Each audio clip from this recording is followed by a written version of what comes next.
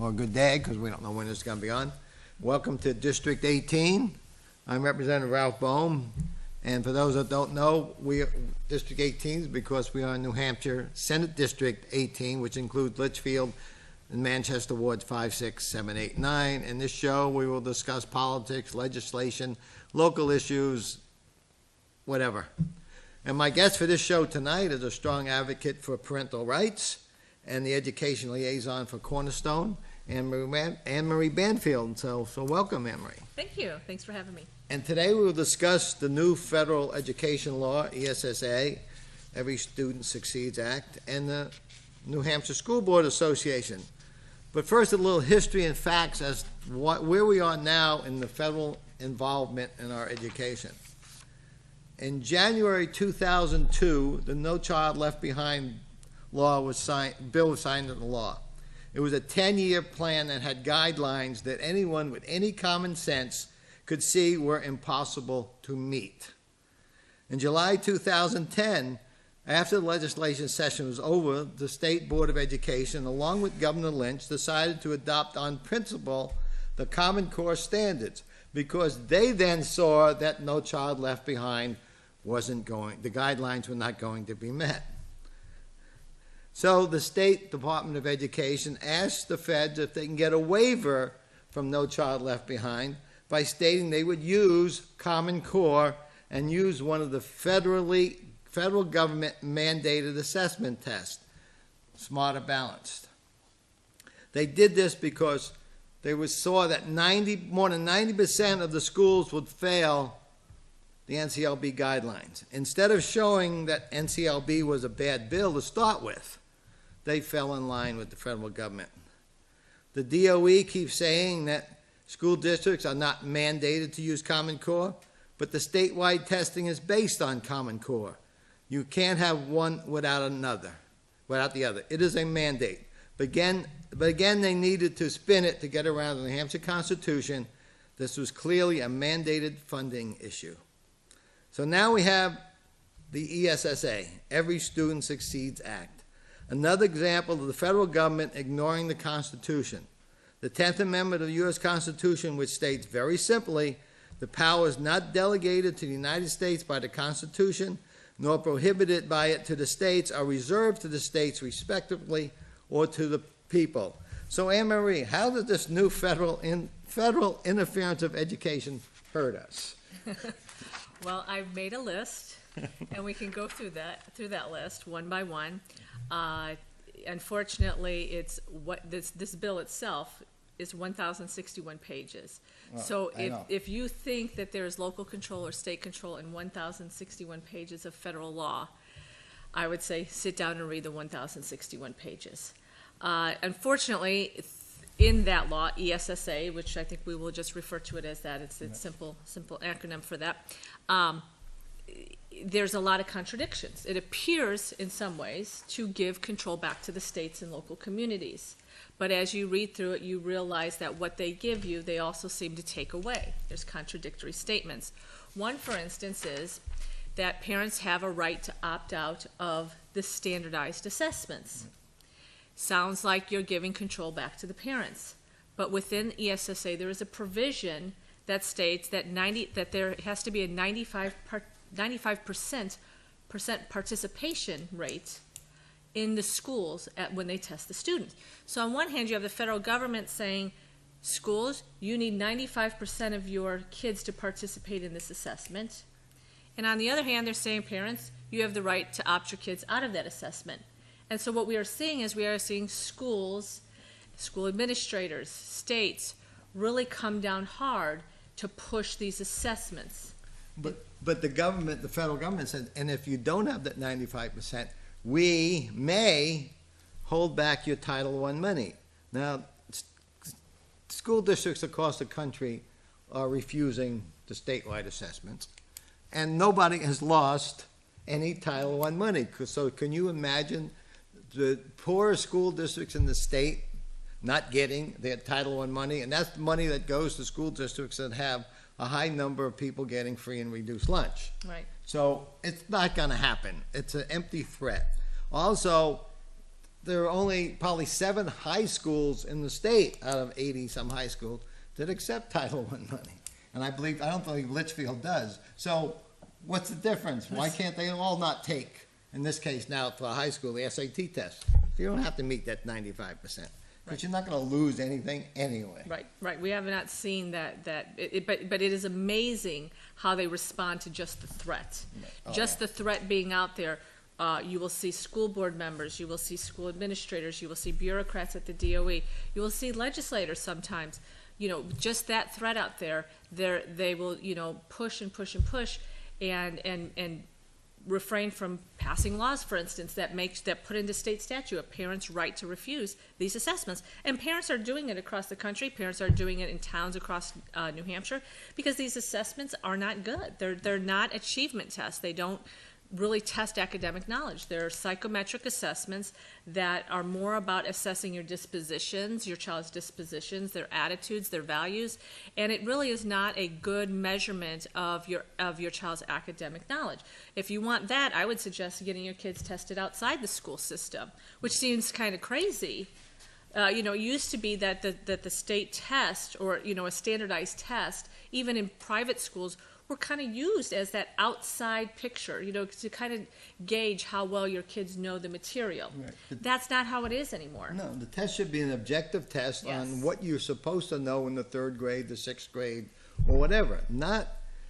And right now, the Smarter Balanced test, and people can go online and take sample questions, you see, the test is not an objective test in math. They're making math subjective. Yes. How did you get your answer?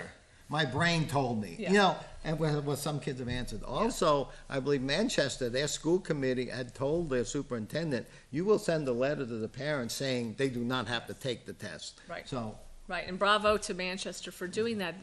Parents need to think about the amount of time. I mean, I'm hearing from parents, from teachers, from kids across the state who are saying this is ridiculous, the amount of time that is being spent on test prep and on testing. That's why parents are pulling their kids out, and they're saying, you know what, I'm going to let my kids read. I'm going to, give them some free time. The stress is unbearable. It's developmentally inappropriate for the younger children. The questions are not appropriate for them. We have child experts across the country who have said this over and over again, and nobody seems to be listening, so the parents are simply pulling their kids out of this assessment. But as far as ESSA goes, there's a laundry list of problems with this federal law, and there's other concerns. Like, it says in the law that no data is to be collected except for what is authorized. So it sounds like, no data is going to be collected except for what's authorized. We also know that the feds can hack into the DOE's data system, and they've done it. And the US DOE has been unable to secure this data. So anything that your kids put on the Smarter Balanced assessment, they have a memorandum of understanding that they will share that information with the federal government. So that's why another reason why a lot of parents are not letting their kids take the standardized assessment is all this data, all this information goes to the consortium, who then sends it to the federal government by their memorandum of understanding. The consortium, right? And so this is a private company. There's 2 tests that the federal government says you can use: Smarter Balanced and PARC. They're all private organizations making money off of this. Lots of money. And collecting the data, grading the test, even though in New Hampshire there's probably not supposed to be any name to the test. It goes by the student ID, but we all know from past experience there's no such thing as an anonymous data, because that's been proven over and over again. Yeah, I think data experts will tell you that. There's another provision. It's on page 580 of the 1,061-page bill, and it's called a family engagement provision of the ESSA. And this is a bureaucracy. It is to take the form of a statewide infrastructure for family engagement and education. The first task of this infrastructure is to determine parental needs and the best means for delivery of services to address such needs. That's on page 587. So apparently it didn't occur to Congress that parents' primary needs may be for the government to go away and leave them alone. Right, yeah. I mean, right now we have Florida, and I'm not sure where this bill was, but there was a bill in Florida that schools are going to start grading parents. How about they focus on what they should be focusing on, and that is to teach the kids the basics, reading, writing, and arithmetic.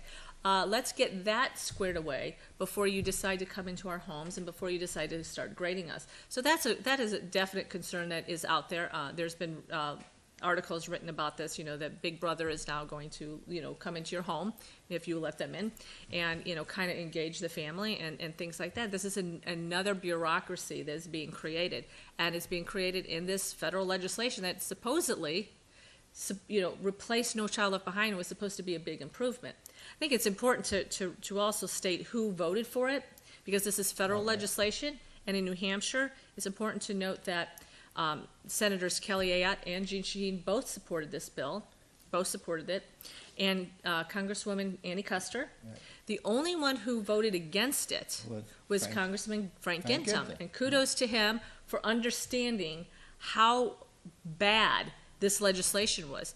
Were there some provisions in it that were better than No Child Left Behind? I'm sure you can go through it and find some things, but there are also a lot of bad things. And what they probably should have done is start chipping away at No Child Left Behind and start really returning power to the states. Because the other thing that is bad in ESSA is that the testing, the standardized testing provision still exists. You have to test your kids every year. Now, I don't think anybody's opposed to testing, but really does that need to come from the federal government, number one. Number two, it's great because they say locals can decide what assessments they can use. You would think, oh great, they're returning control back to the local schools. You guys decide what kind of assessment. That way, if, we want to use an achievement test that tests knowledge instead of these psychometric assessments, you would think that this provision in ESSA would allow for that. But in ESSA, it says that those local assessments that you guys choose on your school boards must be approved by the state. Right. And then ultimately, in this law, it states that all state plans have to ultimately be approved by the U.S. Secretary of Education. And if he does not approve them, funding could be withheld. So the idea, and so when you talk to Senator Shaheen or Senator Ayotte or Congresswoman Kuster and you say, I really don't like some of what's in ESSA, why did you vote for it? And they say, well, it returns control to the state and locals. I mean, read the language. Okay, go read the language, and then you will go back to the contradictions that ultimately the U.S. Secretary of Education holds that power. Yeah, I'm sure they read it all just like they read Obamacare. Exactly. I mean, also, I had sent a letter to Senator Ayotte, and I asked, why did you vote for this? Yeah. And she sent me this big, long answer back saying, and for New Hampshire, she worked with the senator from Connecticut. I'm going, so for New Hampshire, you worked with the senator of Connecticut. Why didn't you work with somebody in New Hampshire? Yeah. I don't recall you ever asking me as the ranking Republican on the Education Committee anything about it, or anybody in New Hampshire did you ask about it? I mean, but that just floored me when she said that. I mean, well, and I called her office specifically and talked to her office, and they kept putting out the talking points that this returns control, and I said, well, I think you mentioned actually reading the bill. This bill was sent to them. I think they just had a couple days before they voted on it. It's 1,061 pages. I'd be surprised if anybody of them read it in the way it was pushed through, after the final version. In the contradictions in this legislation, and right now, for instance, they are working on the rules, as you know. Right. Now they got to make rules. Now they got to make rules for another thousands and thousands of pages. Yeah. And that's what they're doing right now. And it's interesting to watch how that's playing out. But so we don't know exactly what the rules are going to be once it comes out. But if you do read the legislation line by line, and I haven't read all 1,061 pages myself. I'm picking parts out and looking at the contradictions right now. It's disturbing, and so no matter what comes out of the rules, you can see the language itself and be disturbed by what is in there and realize that, No Child Left Behind was a bad bill, and we've just replaced a bad bill with another bad bill. And so now this all falls on the U.S. Secretary of Education. Right. He's got unprecedented power. How does that return control to states and local authorities? Right. And it's interesting, back when the Federal Department of Education started, in 78, 79, New Hampshire, the United States was probably the top country in education.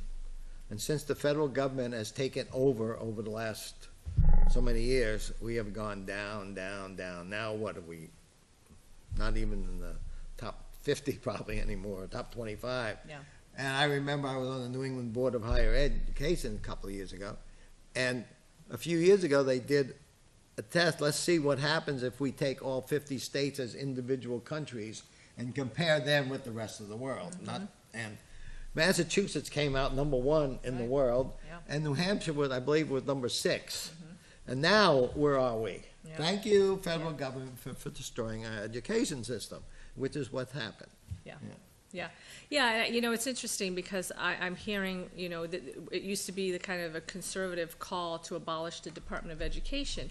And what's interesting is, you know, because teachers are faced with what is going on with all of this federal intrusion in their classrooms, I'm now starting to hear teachers with this rallying cry to abolish the Department of Education. What they need to do at that level can be done with another bureaucracy. They don't need to have this kind of oversight. They don't need to have money going. Charlie Arlinghouse recently wrote an article in the Union Leader about why are we sending all of our money to Washington, D.C. so they can kind of coerce us and bribe us and threaten us to get it back. Right. And that's basically what they're doing in this piece of legislation. You know, you will have to do A, B, C, and D to get your federal funding. And so if parents have a problem with the curriculum or anything that's in their school, they're not going to be listened to by the administration or the school board. So now you've just created a division amongst your school board administrators and the parents, because the parents are saying, well, wait a second, I don't like this test. I don't like, you know, now we have to teach to the test because that's the reality of it. Right. It's a bad test. It's bad curriculum. And so, you know, parents come up and they say, you know, I don't like this math. They're asking my 7-year-old to explain why 2 + 2 = 4, and you know he knows it's 4, but he can't explain why.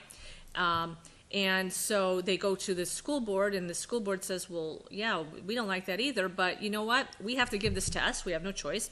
And we have to use the curriculum because this is what's on the test. Right. And if we don't do this, you know, we have the Secretary of Education who's not going to give us federal funding, so parent, we're going to ignore you. I mean, that's what we've created with this federal intrusion into our schools. We've silenced parents from helping their school districts to say, you know what, let's find good quality textbooks, let's find good quality curriculum, let's let the teachers teach, let's let, you know, have them be part of curriculum selection. That just doesn't happen anymore. And like I said, I mean, I know there was a whole school system in Washington State that refused the testing. They didn't lose any money.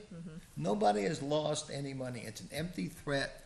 But I think some of the problem with our state DOE, 75% of their funding to pay for their employees comes from the federal government. So they're afraid they might lose their job because they won't have people paying for it. Yeah. But I think that's the real thing. It's not losing, the school district's not going to lose their money.